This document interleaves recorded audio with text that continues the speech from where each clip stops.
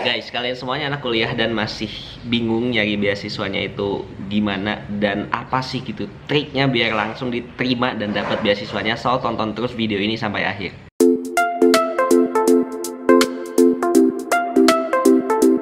Oke, halo guys, balik lagi bersama aku Fauzi di channel Jejak Zamzami. Thank you banget buat teman-teman semuanya yang udah selalu nonton video-video aku. Dan buat teman-teman semuanya juga yang belum nonton, jangan lupa tonton. Dan jangan lupa juga untuk like, comment, share, dan juga subscribe biar aku makin semangat untuk bikin video buat teman-teman semuanya. Oke, di video kali ini aku bakalan sedikit sharing ke teman-teman semuanya tentang 3 hal utama yang perlu teman-teman lakukan kalau misalkan teman-teman pengen dapetin beasiswa buat kuliah. Mau itu kuliah di luar negeri ataupun kuliah di dalam negeri, 3 kunci utama ini bener-bener kayak bakalan bikin teman-teman diterima. Kenapa aku sangat yakin? Karena aku adalah orang yang melakukan hal ini. Jadi ya aku dapat beasiswa kuliah, aku dapat beasiswa juga ke luar negeri. Ya, so you can do it guys.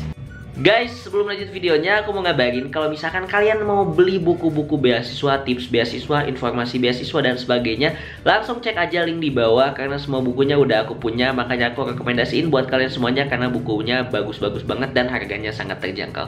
Yuk cek linknya langsung di description box.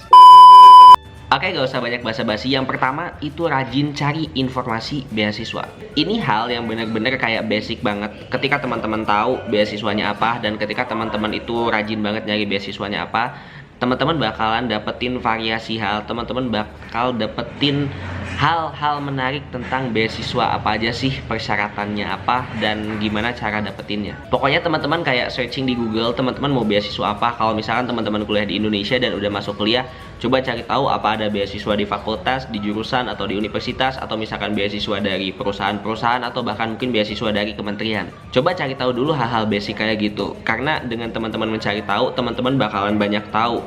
Kalau misalkan teman-teman gak nyari tahu, ya gimana teman-teman mau daftar beasiswanya kalau misalkan teman-teman aja gak tahu informasinya.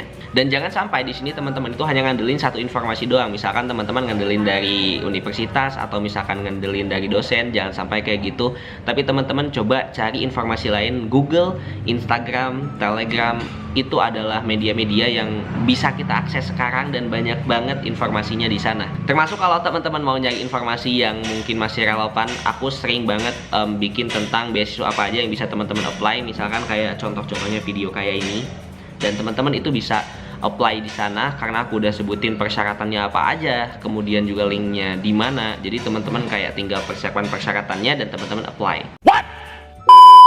Kedua, ini hal yang paling penting ketika teman-teman daftar, yaitu sesuaikan dengan visi misi beasiswanya. Sama halnya ketika teman-teman mau ngasih orang sesuatu. Kalau misalkan teman-teman itu ngasih orang ke orang yang misalkan bakalan berdampak banget ke teman-teman, teman-teman kayak gak bakal mungkin kayak perhitungan, teman-teman kayak bakalan langsung nih buat kamu aja gitu. Karena teman-teman udah yakin dia itu bakalan berdampak baik buat teman-teman atau misalkan masyarakat. Nah, begitupun dengan beasiswa ini gitu. Jadi kalau misalkan visi misi beasiswa ini tuh adalah untuk misalkan menciptakan generasi pemimpin. Jadi teman-teman coba sesuaikan visi misinya itu ya yang teman-teman memang generasi pemimpin gitu.